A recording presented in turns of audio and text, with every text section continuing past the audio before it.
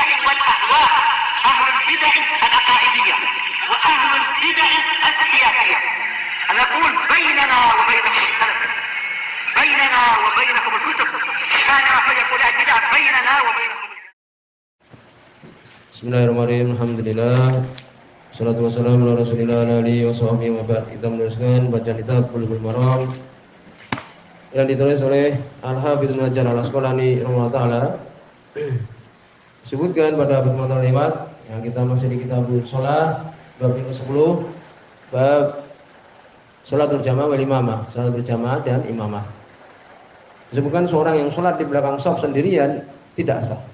Lalu bagaimana? Atau dia masuk di shaf yang ke depan, ya, atau menunggu ada yang datang, yaitu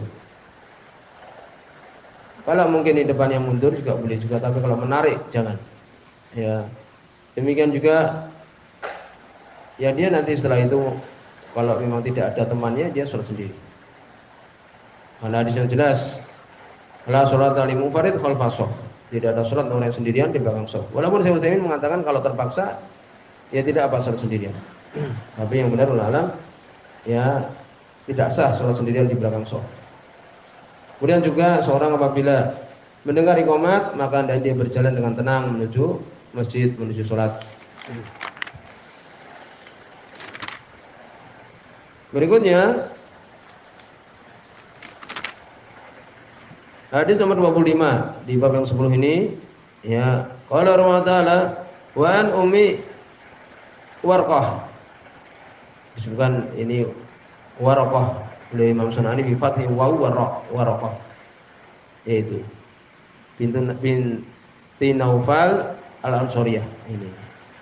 Dari Ummu Warqah, ya. Hadisnya dhaif tapi ulama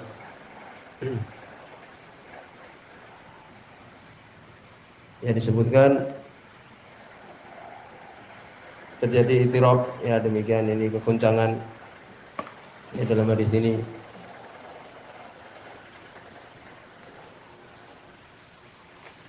Ini sebab dhaifnya. Di situ ada rawi, ya, Abdurrahman bin Khalad majhul.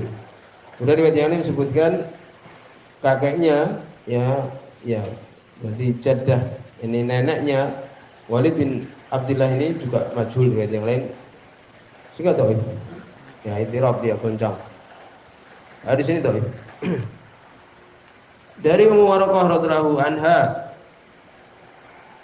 Nabi sallallahu alaihi wasallam amaraha, merintahkan beliau, anta umma ahla dariha, untuk mengimami orang-orang di rumahnya, pemilik rumahnya, ini orang dalam rumahnya. Ya, Nabi SAW merintahkan beliau, ya, perempuan ini untuk mengimami orang yang ada di dalam rumah tersebut. Rawahu Abu Dawud, meriwayatkan Imam Abu Dawud wa sahahu Ibnu Huzaimah. Ibnu Huzaimah mensahihkan. Tapi sudah kita sebutkan itu adalah dhaif tadi, ya. Ini dhaif kalau Nabi merintahkan beliau untuk mengimami orang yang ada di rumahnya. Jadi rumahnya mungkin anak kecil, ya, dan demikian juga sama anak perempuan, ya demikian, sama-sama perempuan. Dan dibahas oleh para ulama hukum, ya, sholat para perempuan berjamaah. Ada yang mengatakan makruh, ada yang mengatakan mustahab, ya, ada yang mengatakan boleh tapi sunnah saja, ada yang mengatakan larangan. Yang benar adalah boleh, istihbab. Bahkan dikatakan istihbab, disukai. Di situ ada beberapa riwayat yang mengatakan hadis ini tadi sahih, yang saya mengatakan berarti boleh, kan itu. Tapi cukup di situ ada, ya, riwayat dari Ummu Salamah, demikian juga Aisyah radhiyallahu anhuma ajma'in, radhiyallahu anhuma, bahwa mereka mengimami perempuan-perempuan. Semuanya Imam Ibnu Abi Syaibah di Musannaf sahih. Sudah, yang menunjukkan mustahab. Dan keumuman hadis jelas, salatul rajuli fil jama'i, ya, salat seseorang secara berjamaah, tufadilu salatul, yani salatul rajul fil jama'ati tudha'afu ala salatihi fi baiti wa fi suqihi. Ini umum salat berjamaah. Demikian juga salatu tufadilu salatul jamaah ala salatil fardhi bi 27 darajah. Dilebihkan salat berjamaah ke salat sendirian 27 derajat. Umum sudah. Ya, ini itu menunjukkan boleh. Jamaah perempuan. Lalu bagaimana kalau ya setelah kita selesai bahwa itu adalah boleh dan mustahab bahkan, ya ini perempuan-perempuan kemudian sholat berjamaah. Ya sebagaimana di athar kita sebutkan Aisyah, demikian juga Ummu Salamah radhiyallahu anhuma. Lalu bagaimana posisi imamnya kalau dia berjamaah? Tentu kan ada imamnya. Disebutkan dari athar ya perbuatan Aisyah radhiyallahu anha, "Ana kana ta'umun nisa fatakum wastahunna." Mereka ini beliau Aisyah ini mengimami perempuan-perempuan dan dia berdiri di tengah. Ya itu, paham? Itu. Jadi dia di tengah posisinya. Ulama demikian. Dan di tengah bagaimana? Ya posisinya ya ini di tengah di depan gitu kan. Di depan sebagaimana laki-laki yang mengimami orang yang di belakangnya. Itu sudah selesai. Ya hadisnya kan umum syariat, ya tidak dibedakan lagi dengan perempuan. Jadi dia di tengah sebagaimana laki-laki mengimami orang yang di belakangnya. Kemudian bagaimana kalau ya shaf itu bercampur lagi dengan perempuan, maka itu haram kan demikian. Tapi sah atau tidak sah? Sah. Itu sah tapi berdosa, menyelisih syariat, menyelisih sunnah. Kemudian disebutkan demikian juga secara umum, yaitu kalau perempuan sholat berjamaah kemudian dia di belakang sendiri shaf, ini perempuan-perempuan ya, perempuan-perempuan saja maksudnya. Kemudian dia sendirian di belakang shaf malah tidak sah juga. Kecuali kalau bersama dengan laki-laki demikian kemudian tidak ada perempuan kecuali satu orang saja, maka dia di belakang sendirian boleh. Demikian juga perempuan sholat berjamaah bersama dengan laki-laki menuju masjid boleh. Ya, walaupun itu semua disyaratkan aman dari fitnah. Sudah ada hadis la tamna'u ima Allah masajidallah. Jangan menghalangi ya hamba-hamba Allah perempuan untuk menuju masjid-masjid Allah. Itu hadis Abdullah bin Umar radhiyallahu anhu. Dan sudah kita ketahui wa buyutahunna khairul lahunna, dan rumah-rumah mereka lebih bagus bagi mereka perempuan ini. Tapi ketika ada keperluan umpamanya sebagaimana kita ketahui sholat berjamaah, tarawih dan sebagainya, ya boleh. Demikian juga sholat wajib boleh. Bagaimana kita lihat di Masjid Nabawi, Masjidil Haram dan sebagainya. Apakah minta izin kepada suaminya? Jelas, ya tidak boleh seorang perempuan keluar kecuali dengan izin suaminya. Kemudian juga apakah boleh seorang suami menghalangi istrinya untuk sholat ke masjid? Tidak boleh ya. Selama di situ tidak menyelisih syariat, tidak boleh dilarang. Kemudian juga disyaratkan keluar dengan tanpa memakai minyak wangi, tidak berhias dan semisalnya. Kemudian berikutnya hadis yang ke-26, dan itu adalah hadis yang ke-393 di buku ini. Wa Anas bin Malik, dari sahabat Anas bin Malik radhiyallahu anhu. Ya, hadis ini ada rawi namanya Imran Al-Qattan. Ini dulu Ahlussunnah, kemudian karena menikah dengan perempuan Khawarijiyah, maka dia pun berubah menjadi apa? Berubah mendapat seperti Khawarij ini, Imran Al-Qattan ini, ulama. Tapi ada penguatnya di hadis nanti yang setelahnya, ya. Jadi hadis ini menjadi hasan dengan sebab yang setelahnya. Dari Anas bin Malik radhiyallahu anhu, ya hasan ya, sahih hadis ini. Nabi sallallahu alaihi wasallam istakhlafa Ibna Ummi Maktum. Beliau menunjuk pengganti Abdullah bin Ummi Maktum. Ya umun nas, untuk mengimami manusia. Wa Ahmad, dan dia dalam keadaan buta. Ahmad, Abu Dawud meriwayatkannya, Imam Ahmad dan Imam Abu Dawud. Rahimahumullah. Dan penguatnya adalah wa nahwahu Ibnu Hibban, dan semisalnya dari riwayat dibawakan oleh Ibnu Hibban rahimahullah taala an Aisyah, dari Aisyah radhiyallahu anha. Sahih ya. Jadi di sini menunjukkan boleh orang yang buta mengimami orang yang tidak buta. Boleh.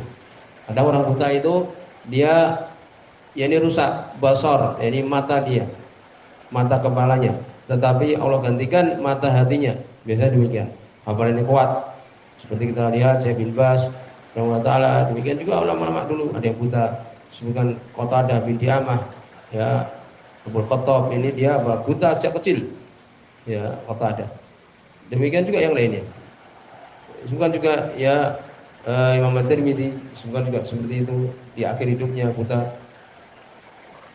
Maka di sini dibahas yakni Imamatul A'ma orang yang buta, bagaimana kalau dia mengimami? Nah, maka tidak ada perselisihan bahwa itu adalah sah. Ya, demikian. Boleh. Berikutnya hadis nomor 27. Ya, hadis yang ke-28. Wa an Ibnu Umar, dari sahabat Abdullah bin Umar radhiyallahu anhu, qala beliau mengatakan, ini tentang salat seseorang ya di belakang orang tidak diketahui keadaannya. Bagaimana ini? Selama dia itu muslim, tidak tampak bahwa dia itu adalah yakni melakukan kekufuran, demikian juga punya pemikiran-pemikiran yang keluar dia dari Islam, maka kita salat di belakangnya. Dari Abdullah bin Umar radhiyallahu anhu, hadis ini dhaif ya, dhaif. Bahkan matruk ya, mungkar. Di situ ada rawi namanya Utsman bin Abdurrahman Az-Zuhri Al-Waqqasi matruk. Ya. Bahkan Ibnu Ma'in ia mengatakan dia itu pendusta. Faqad kadzabu Ibnu Ma'in. Sudah.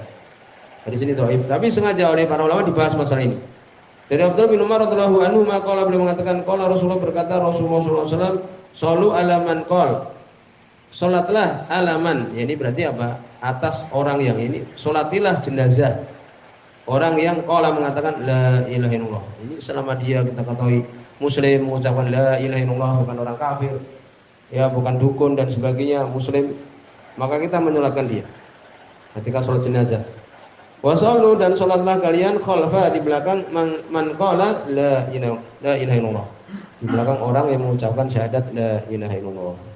Tidak perlu mencari-cari bagaimana orang ini, tidak perlu.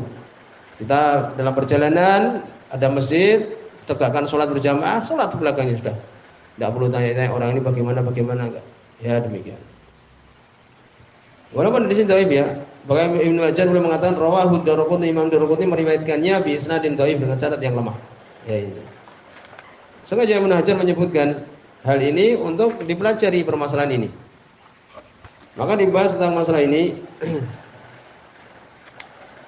Salat di belakang mastur hal, orang tidak diketahui keadaannya, atau mubtadi, ya melakukan perbuatan bid'ah. Disebutkan oleh Ibnu Taimiyah rahimahullah di Majmu' Fatawa, yajuz li rajul ayyusalli shalawatul khams wal jamaah wa ghairidalika khalfa man lam ya'lam minhu bid'ah. Boleh seorang salat dari salat 5 waktu atau salat Jumat ya, wal Jumat ya. Dan selainnya di belakang orang tidak diketahui dia itu melakukan bid'ah ataupun kefasikan. Bittifaqil a'immah, sepakat ya dari a'immah.